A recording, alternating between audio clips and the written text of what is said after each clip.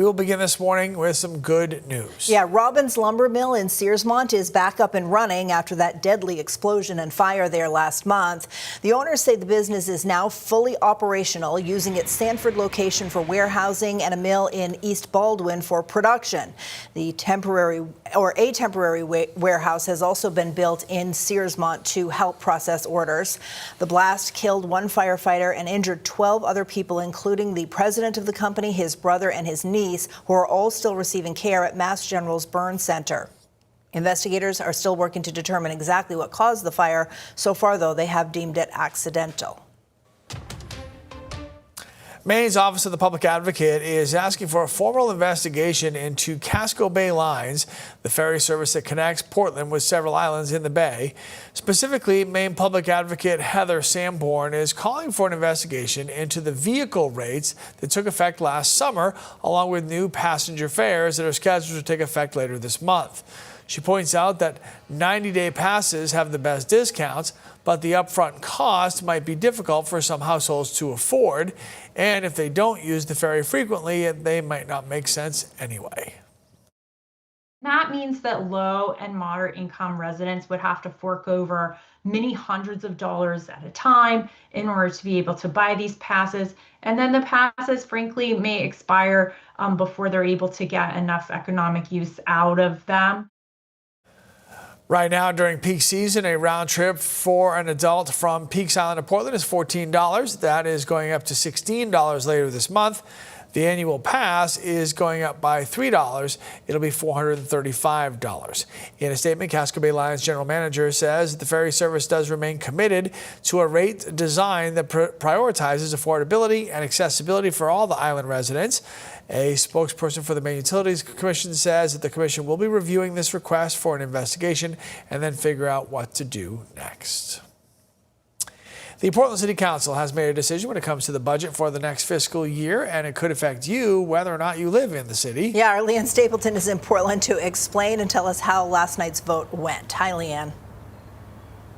Hi, good morning. So the Portland City Council voted to pass the $364 million budget, and part of that budget includes increases to paid parking in the downtown and Old Port area. Now, there have been several discussions about whether or not to increase paid parking in those areas. There were talks about adding paid parking hours on Sunday, which is currently free all day. Another would extend paid parking by an hour in the evening, Monday through Saturday. There was also discussions about extending it to 2 hours. Some councilors felt that increasing paid parking would put a strain on those wanting to visit the city or those that already live here, while others believe the increase would encourage people to look at travel differently. Street parking is a premium parking spot, and I think we should treat it as that. When people bring their personal property to park it on public property, I think that and really counter to the goals of the council, which is to try to get more people to take the bus and use different forms of transportation.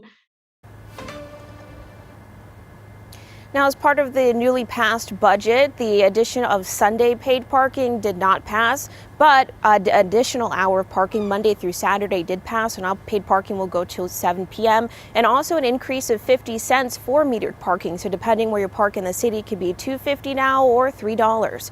In our next half hour, we'll talk about some changes in funding for the family shelter in Portland. For now, live in Portland this morning, Leanne Stapleton, News Center Maine.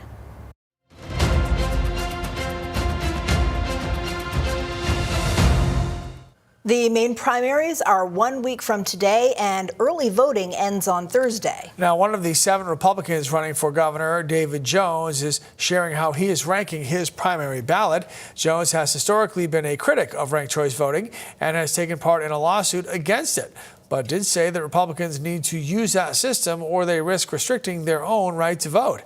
Jones says Maine needs a businessman leading the state, and that is why he ranked himself first. He had Ben Midgley second, with whom he has joined forces earlier in the campaign. And after that, he says he ranked Owen McCarthy and Jonathan Bush. Fifth and sixth place were Garrett Mason and Robert Wessels. Jones says he did not rank Bobby Charles at all, adding that he doesn't know if he would vote for Charles if he advances to the November election. I don't know. He'd have to show me that he'd have to demonstrate to me that I could trust him and that he would do the job that needs to be done here in Augusta. So the answer, He hasn't done it in a year. How's he going to do it in the next 5.5 months? Jones says if he does get elected governor, he would work with the legislature to repeal ranked choice voting in Maine. Other candidates for governor are stepping up their campaign efforts as the election draws a little closer. Yeah, yesterday, Democratic gubernatorial candidate Angus King III went on a long road trip, traveling to all 16 counties in 24 hours. King started his tour at 4:30 in the morning in Herman in Penobscot County before heading down to the coast. He stopped in Belfast, Rockland, Wiscasset, Bath and Brunswick, and then reached Saco by noon.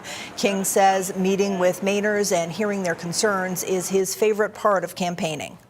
The point is to if you're running for governor, everyone deserves to see their candidate. Everyone deserves to have someone who comes out and visits. And I thought this is a great way to make that case, to tell that story, to show up and be in people's neighborhoods.